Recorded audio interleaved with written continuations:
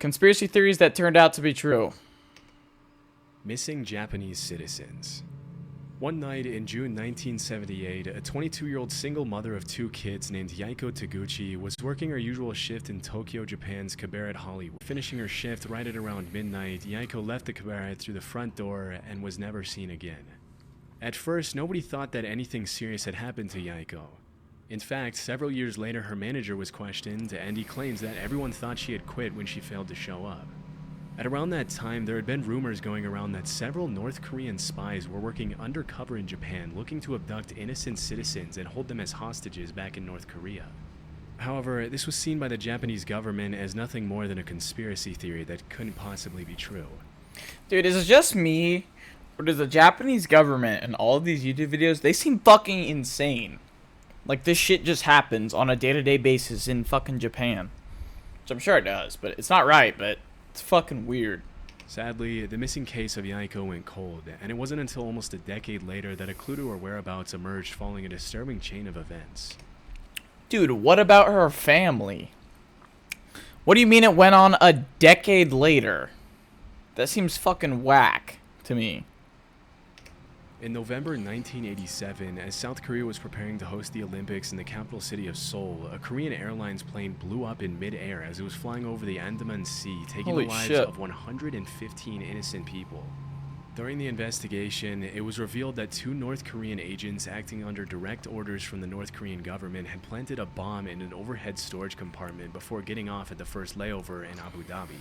Why? As the authorities were closing in on the 2 suspects, one of them took his life with a cyanide-laced cigarette, but the South Korean government was able to arrest the other agent responsible for the attack. During her interrogation, it was revealed that she had been training for that mission for 6 years, and that She has so... What the fuck do you mean by that? for 3 of them, she had been paired with Yaiko Taguchi, who had taught her how to speak and act like a Japanese woman so she could fly under the radar. As it was later revealed, Yaiko wasn't the only woman who had been kidnapped by the North Korean government. As of today, 17 Japanese citizens have been officially confirmed by the Japanese government as having been abducted by North Korea from 1977 to 1983. Disturbingly, a lot of them were shamelessly kidnapped in the middle of the day and thrown on a boat to North Korea.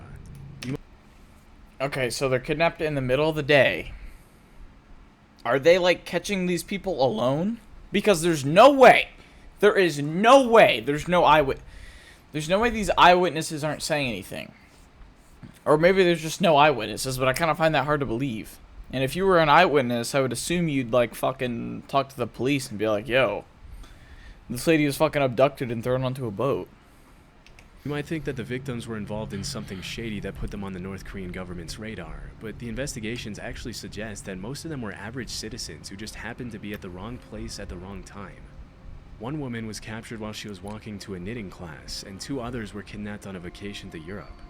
Another one, a 13-year-old girl, was taken as she was walking back home from school. Some of these victims were kidnapped for identity theft purposes, while others, like Yaiko, were forcefully brought to North Korea to teach the Japanese language and culture to North Korean spies. So they're kidnapping them just to teach them language to spies. I mean, I can see the vision there, but that's fucking whack. That is messed up. After the kidnappings were confirmed beyond the shadow of a doubt, the North Korean government had no choice but to come forward and apologize, but they claimed that only 5 of the 17 kidnapping victims were still alive. Over the next few years, the North Korean government would send what they would claim to be the cremated remains of some of the deceased victims back to Japan. However, as DNA testing would quickly reveal, pretty much all of the remains were fake, leading the Japanese government to believe that many more of the kidnapping victims were still alive. To this day, the North Korean government has stuck to its story, claiming that there were only 13 kidnapping victims and that the ones who were still alive were sent back safely to Japan. Shockingly, while the Japanese government has officially confirmed 17 kidnappings, the list of potential victims suggests that the true number could be as high as 800. Holy Sadly, shit. given the current political situation, it's unlikely we'll ever see the full extent of these abductions, or see the North Korean government held truly accountable for its horrific crimes. Dude, living in a place like this would actually be so terrible. I am so glad I live in the US. This is like a fucking literal dictatorship.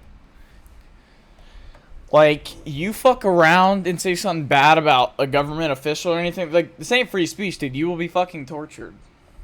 That's fucking scary.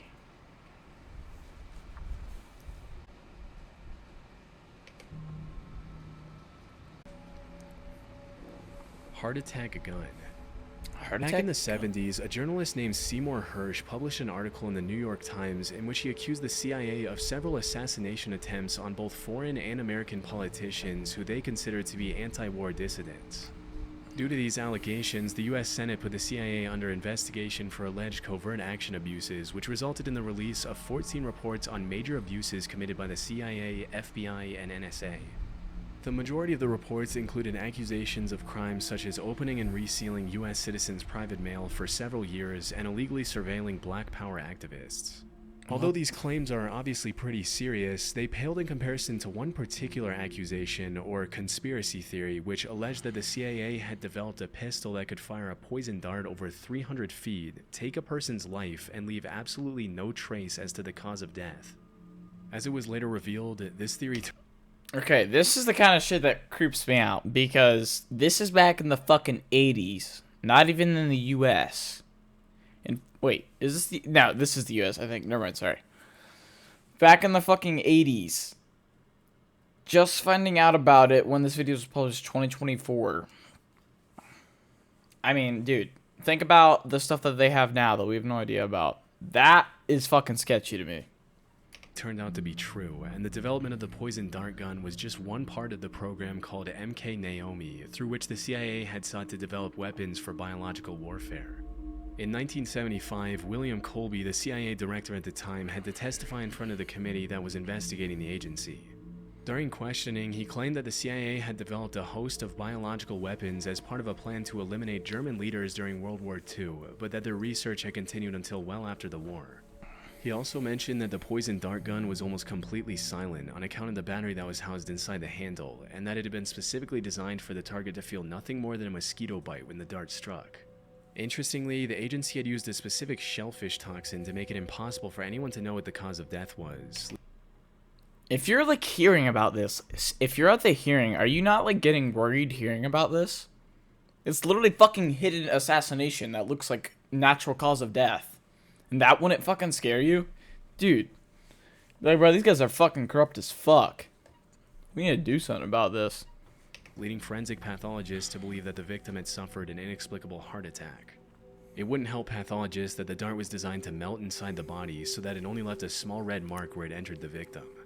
When asked if the heart attack gun, as it was nicknamed, was ever used on anyone, the director alleged that it had only been used for experiments and that there were no records of actual use.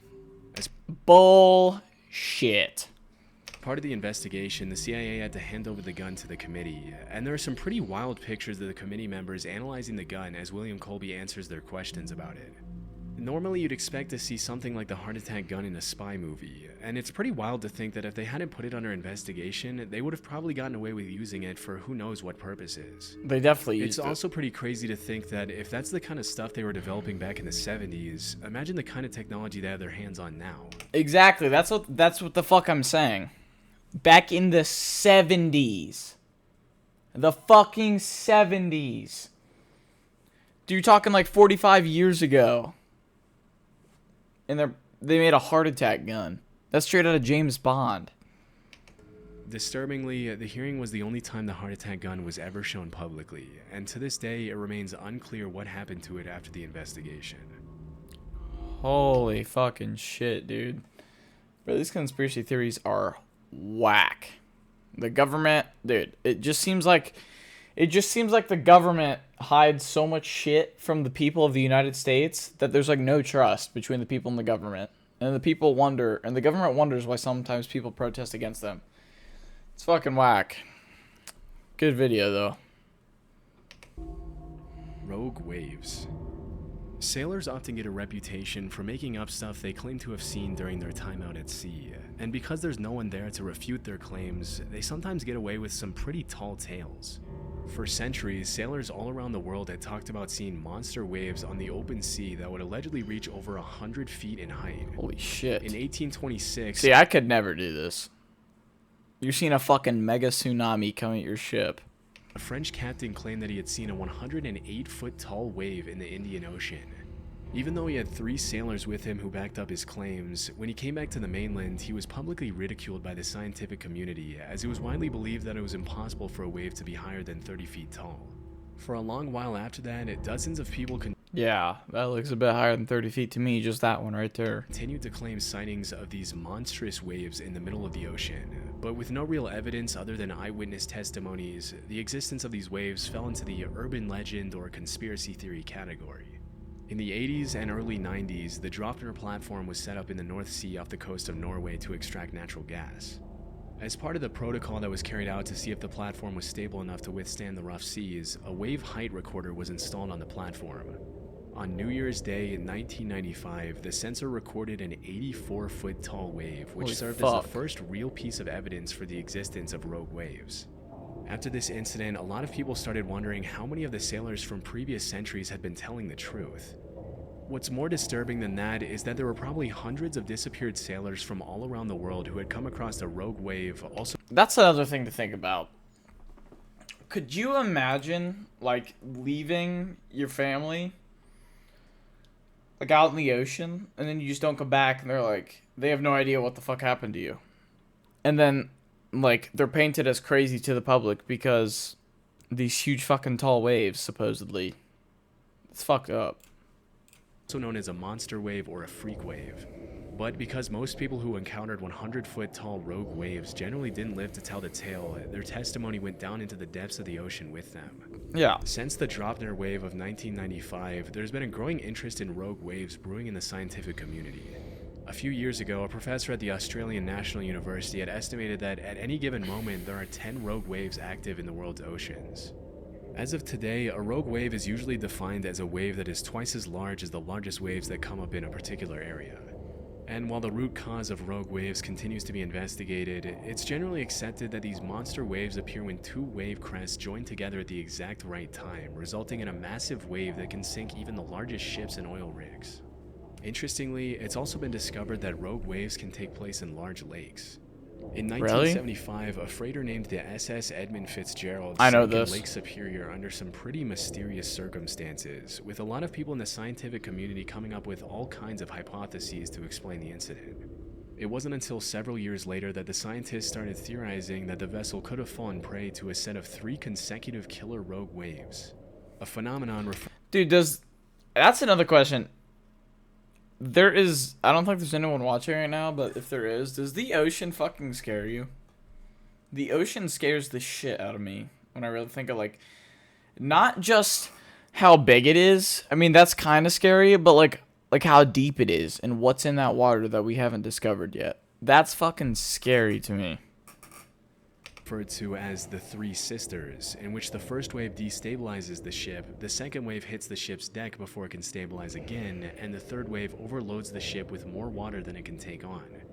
If this were true, it could also provide an explanation for the mysterious sinking of other large ships in oceans around the world over the past few centuries, but this might be a bit more difficult to prove. Poisonous alcohol.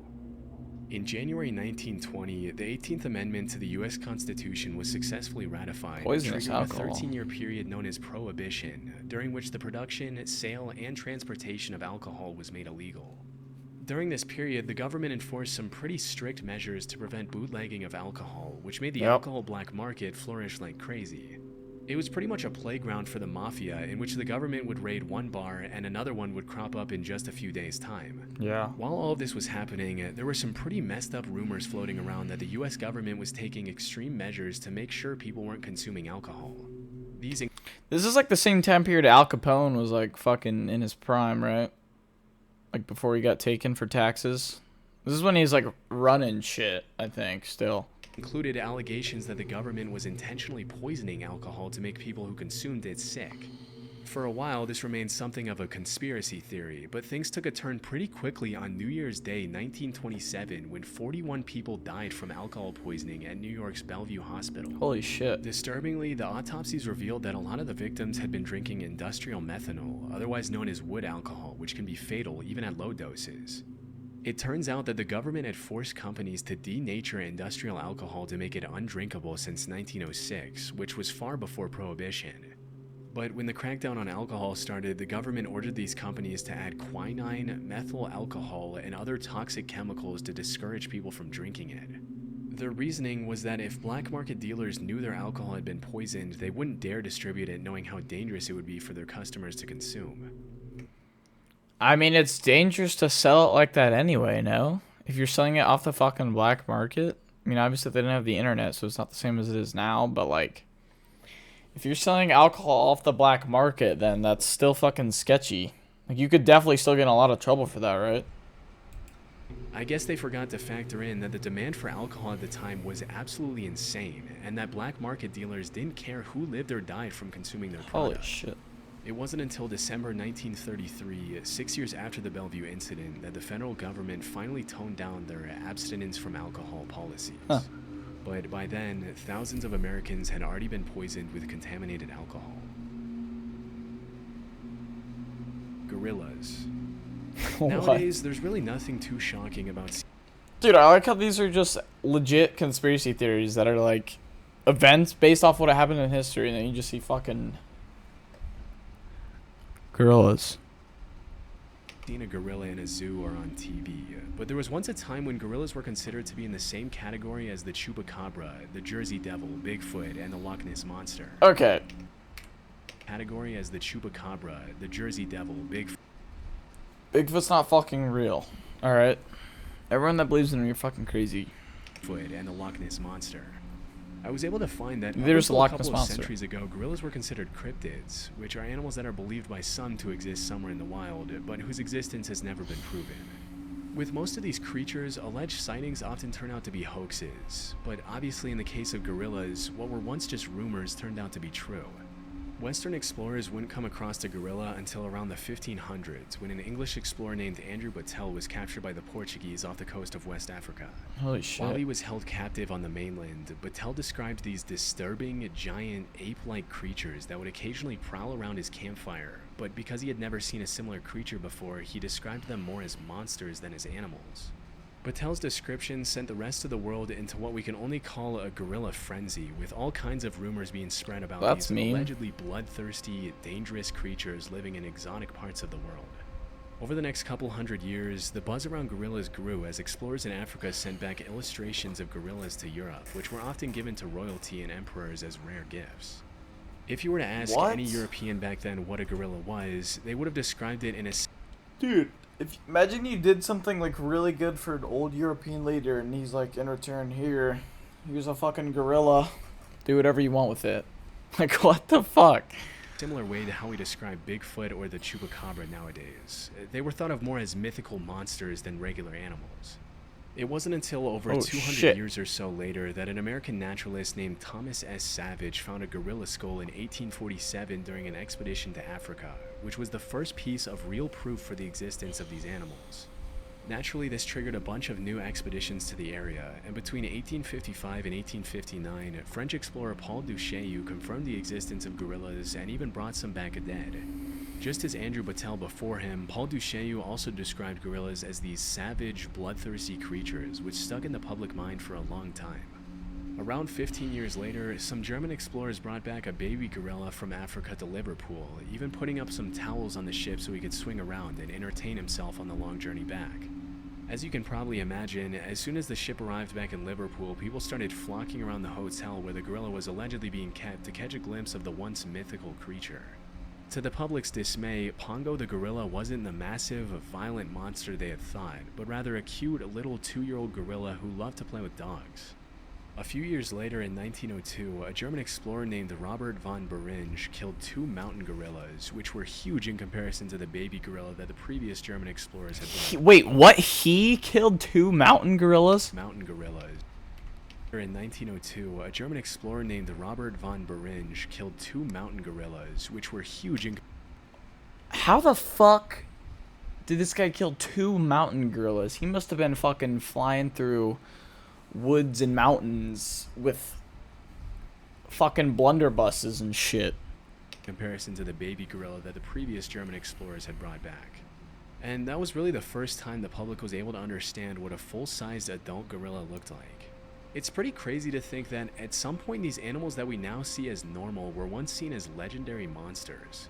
Yeah, that is Interestingly, actually if you nuts. really look at the research, there are a ton of other animals that we now take for granted that were once brushed off as hoaxes, including kangaroos, platypuses, giant squids, and Komodo dragons. How are these viewed as like myths though? I feel like you would know, like, cuz the people that live there, I feel like they would see them. It's not like they're never seen by like the natives, the locals that live there. That's so weird as hell. With so many of these myths turning out to be true, it Holy really makes you fuck. wonder how many animals are big. out there that we have no idea even exist. That's true.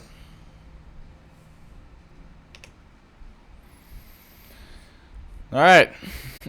That was actually a really interesting video.